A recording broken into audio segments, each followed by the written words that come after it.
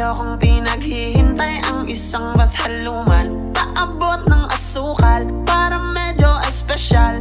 Gusto ko matamis tulad ng ngiti ni mahal. Ngayon all goods na, sakto yung dala kong